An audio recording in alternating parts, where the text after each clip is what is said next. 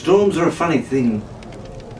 The bane of any voyage or quest, much like the storm that was following our crew. Almost supernatural in a weird way, as if it was cooked up by Davy Jones himself. Ooh, Davy Jones. Haven't heard that name in a while. So a stroke of luck had found that our crew had found the treasure of Stony-Eyed Sam. But also in the meantime, Captain Torrance, our old friend from before, had caught up with them. So, what happens next? Well then come closer, and I'll continue the tale.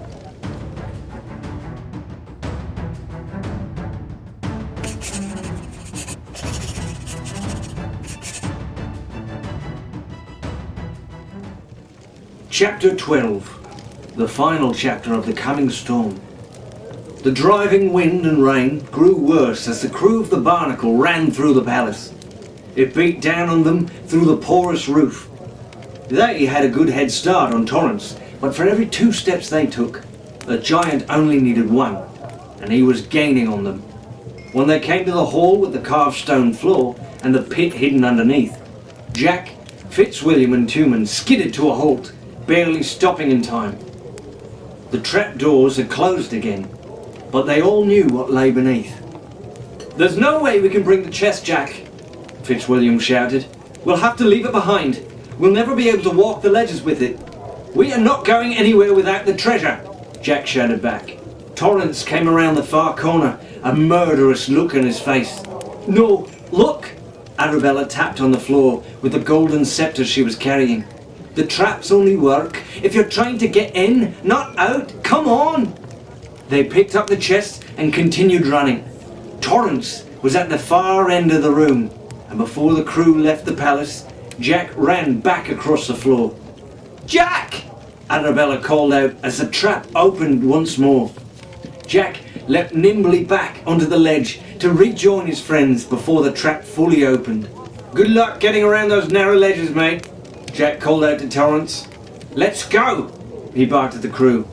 Desperately scrambling, they managed to make it out of the palace and the city, through the jungle and almost to the Barnacle, before Fitzwilliam tripped over a driftwood log and dropped the chest. Jack scrambled under the pouring sheets of rain to pick up the fallen coins.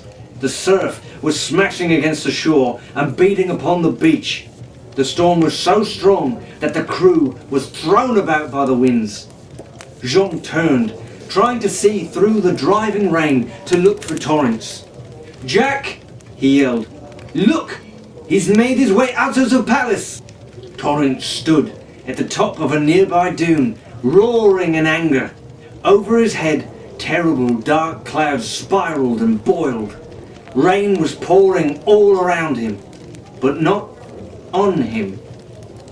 He was completely dry in the eye of the storm. It was finally clear. The storm was following them because Torrance had been following them. He was the eye of the storm, Jack realized with horror. The storm was coming from the pirate. "Give me back the scabbard, boy, or suffer the consequences," Torrance snarled at Jack. "What are your plans, mate?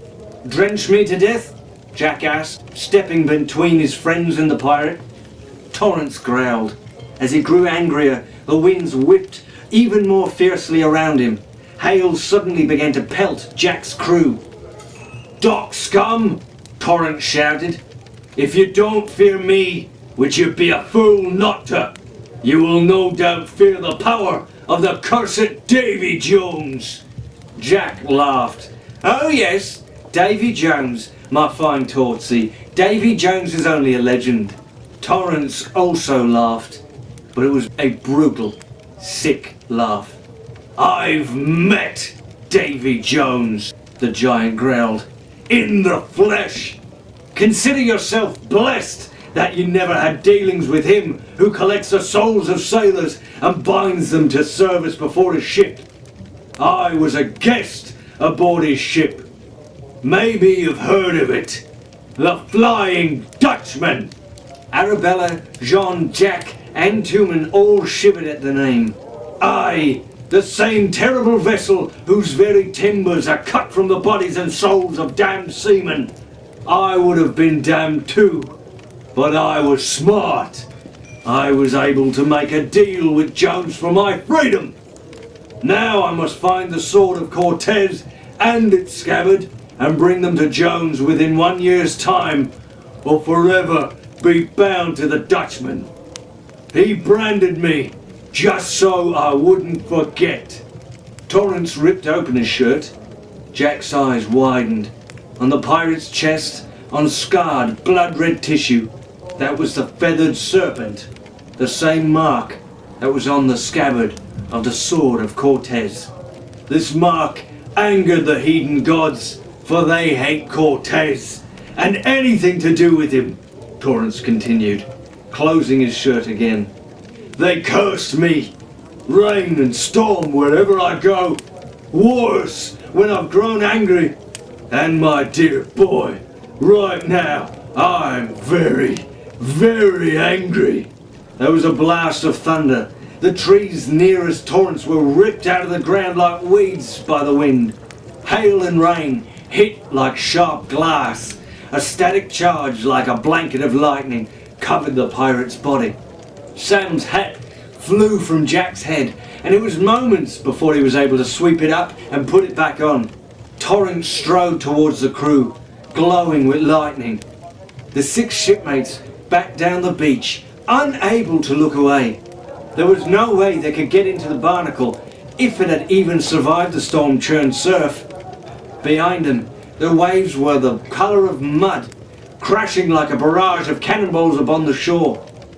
Wind whipped a stinging, salty spray onto the crew, burning badly scraped and bruised skin. Jack had to keep blinking to be able to see it all. Torrance continued to move forward, and the crew kept retreating. The pirate was going to force them into the stormy ocean. He was going to drown them. Jean stepped 1 foot backwards and yelped when it landed in the surf. A heavy wave struck the crew members' backs. Lightning crackled around Torrance's head. Arabella screamed and grabbed Fitzwilliam's arm. Two men clutched John and Constance.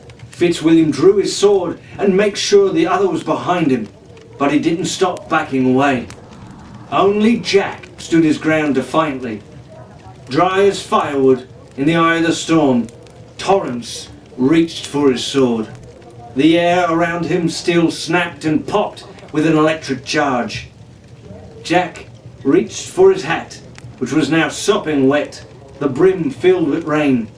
Jack took it off and calmly tossed the rainwater at Torrance. There was a crackle and spluttering and hissing, and finally a tremendous explosion. Jack was thrown backwards. Water and lightning were not a good mix, something most people wouldn't understand for quite some time. But Jack, of course, wasn't most people. Torrance screamed in agony, then he fell to the ground unconscious, his body smoking. What has happened to him? How could mere water have had such an effect on the devil himself? Fitzwilliam demanded. Jean and Tumont looked at each other in wonder. Jack just smiled knowingly and mumbled quietly, I told little Benny that trick I showed him with the kite and the key someday proves useful. Just hope the lad remembers it as he gets older. Might do him some good too. Look! Arabella shouted, pointing to the shore. The storm was vanishing like vapour. Clouds pulled back, the wind died, and the sun shone, brighter than ever. Knocking Torrance unconscious had halted the storm. Miraculously, the barnacle was still there, lifting but still afloat. Jack's decision to anchor just where he did had saved it from sinking. The crew wasted no time. While Arabella stowed the treasure and began bailing water below deck, the 4 boys worked on better securing the mast and sails. Constance walked around the ship, purring as if she owned it. But as they sailed away, grey clouds began gathering again behind them. Torrance must have woken up, Arabella murmured. Isla Esqueletica was under a cover of clouds again, the storm growing black over its beaches and jungles. Another ship was also heading away from the island in the other direction.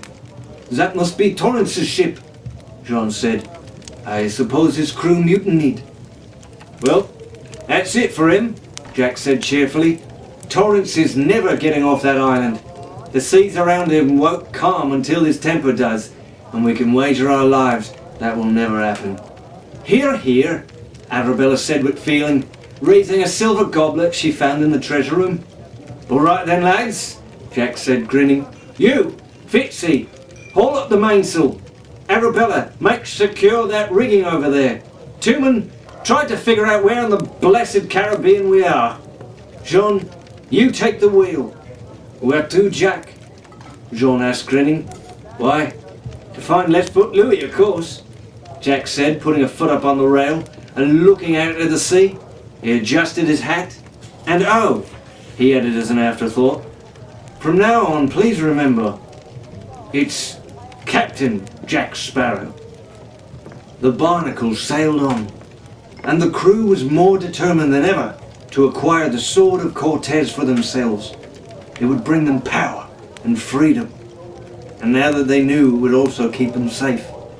After all, they would be keeping it out of the most dangerous hands on the seven seas, the barnacled claws of the cursed and feared Davy Jones.